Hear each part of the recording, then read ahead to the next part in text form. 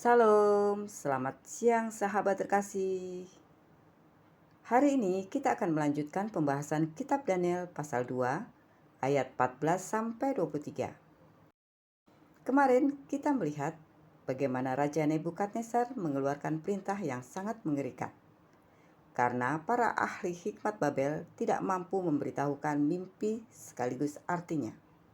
Raja memerintahkan agar mereka semua dibunuh, termasuk Daniel dan ketiga sahabatnya. Hari ini kita akan melihat bagaimana Daniel menghadapi ancaman itu. Menariknya, ia tidak panik, tidak marah, dan tidak putus asa. Sebaliknya, ia membawa persoalannya kepada Tuhan. Mari kita membaca bersama Daniel 2 ayat 14 sampai 16. Lalu berkatalah Daniel dengan cerdik dan bijaksana kepada Arioch, pemimpin pengawal raja yang telah pergi untuk membunuh orang-orang bijaksana di Babel itu. Katanya kepada Arioch, pembesar raja itu, "Mengapa titah yang begitu keras ini dikeluarkan oleh raja?" Lalu Arioch memberitahukan hal itu kepada Daniel. Maka Daniel menghadap raja dan meminta kepadanya supaya ia diberi waktu untuk memberitahukan makna itu kepada raja. Sahabat terkasih, ketika Arioch datang untuk melaksanakan perintah pembunuhan, Daniel tidak bereaksi dengan ketakutan. Ayat 14 mengatakan bahwa Daniel menjawab dengan kebijaksanaan dan pertimbangan. Sikap ini sangat mengagumkan. Bayangkan jika kita berada di posisinya. Nyawa sedang terancam, waktu hampir habis, dan keputusan raja tampaknya tidak bisa diubah. Mungkin banyak orang akan panik atau marah, tetapi Daniel memilih tenang. Ketenangan Daniel bukan karena ia sudah mengetahui mimpi itu. Ia belum tahu apapun. Ketenangannya lahir karena ia mengenal Allah yang memegang segala sesuatu. Daniel kemudian meminta waktu kepada raja. Ia tidak meminta waktu untuk mencari jawaban kepada manusia, melainkan untuk mencari Tuhan. Ini mengajarkan kepada kita bahwa ketika menghadapi persoalan besar, langkah pertama bukanlah kepanikan, melainkan mendekat kepada Allah. Daniel 2 ayat 17 sampai 18.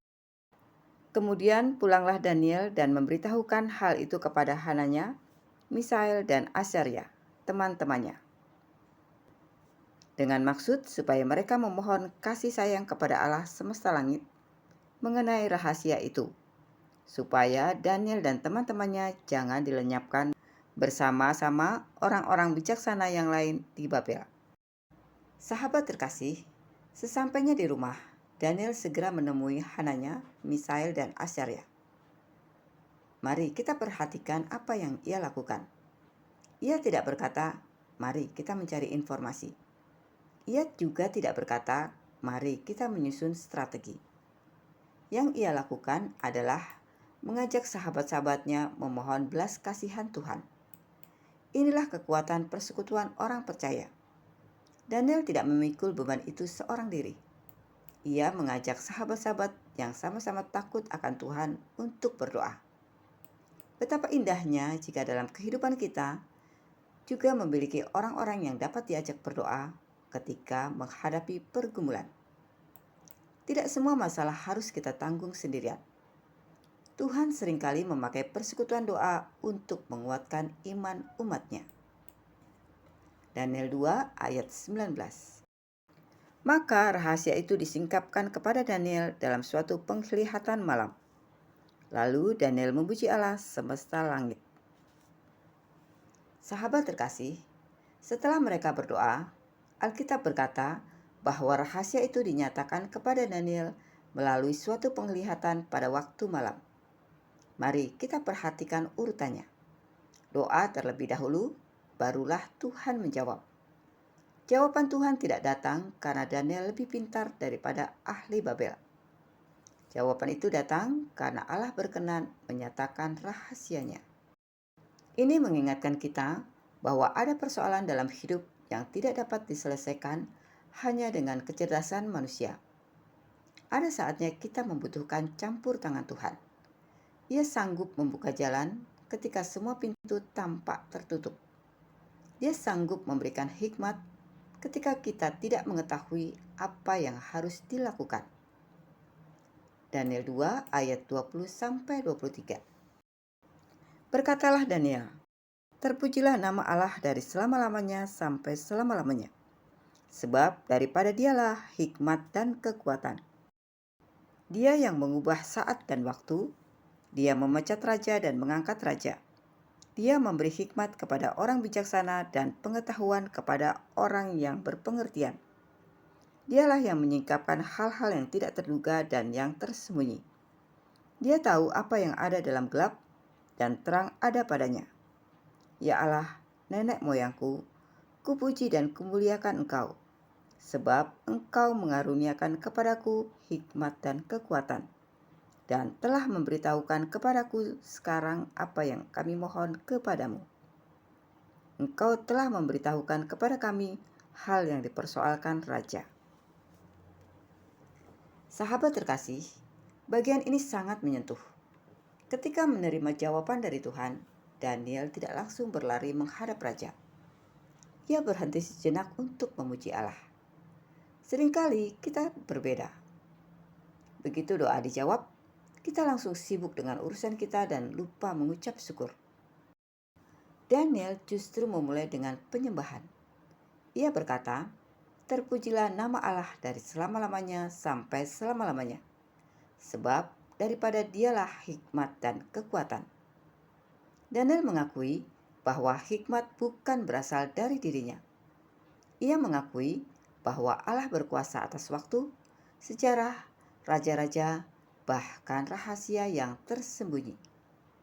Lalu pada ayat 23, Daniel berkata, Ya Allah nenek moyangku, aku bersyukur dan memuji Engkau. Ucapan syukur muncul sebelum kemenangan itu benar-benar terlihat oleh semua orang. Ia percaya bahwa Tuhan telah bertindak. Sahabat terkasih, ada beberapa pelajaran penting dari bagian ini. Pertama, jangan biarkan kepanikan mengendalikan hati kita. Situasi boleh mendesak, tetapi orang percaya dipanggil untuk tetap tenang karena Tuhan memegang kendali. Kedua, bawalah setiap persoalan kepada Tuhan dalam doa. Sebelum mencari solusi di mana-mana, datanglah terlebih dahulu kepada Allah yang mengetahui segala sesuatu. Ketiga, jangan berjalan sendirian. Milikilah persekutuan dengan saudara seiman yang dapat saling menguatkan dan saling mendoakan. Keempat, ketika Tuhan menjawab doa kita, jangan lupa memuji dan mengucap syukur kepada-Nya. Jangan hanya menikmati berkat-Nya, tetapi muliakan Dia yang memberikan berkat itu. Sahabat terkasih, mungkin hari ini ada persoalan yang terasa begitu besar sehingga kita tidak tahu harus berbuat apa. Mari belajarlah dari Daniel. Ia tidak membiarkan rasa takut menguasai dirinya. Ia datang kepada Tuhan. Ia mengajak sahabat-sahabatnya berdoa, dan ia memberi kemuliaan kepada Allah ketika jawaban itu datang. Kiranya teladan Daniel mendorong kita untuk semakin mengandalkan Tuhan dalam setiap persoalan. Sebab Allah yang menolong Daniel adalah Allah yang sama yang tetap bekerja dalam kehidupan kita hari ini. Sahabat terkasih, mari kita berdoa bersama. Bapa yang Maha Baik, kami mengucap syukur untuk firman-Mu yang telah kami pelajari hari ini. Terima kasih atas teladan Daniel yang mengejarkan kami untuk tetap tenang di tengah tekanan, mencari wajah-Mu dalam doa, dan percaya bahwa Engkau sanggup memberikan hikmat serta jalan keluar pada waktu yang tepat. Bapa, ketika kami menghadapi persoalan yang terasa mustahil, mampukan kami untuk tidak dikuasai oleh ketakutan.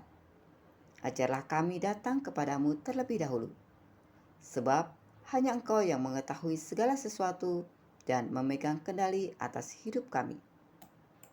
Berikanlah kepada kami hati yang tetap percaya, hikmat untuk mengambil keputusan yang benar, dan kerendahan hati untuk selalu memuliakan nama-Mu ketika Engkau menjawab doa-doa kami. Kiranya damai sejahtera-Mu menyertai setiap langkah kami hari ini. Pimpin keluarga kami, pekerjaan kami, pelayanan kami, dan seluruh kehidupan kami, agar semuanya menjadi kesaksian yang memuliakan nama-Mu. Di dalam nama Tuhan Yesus Kristus, kami berdoa dan mengucap syukur. Amin.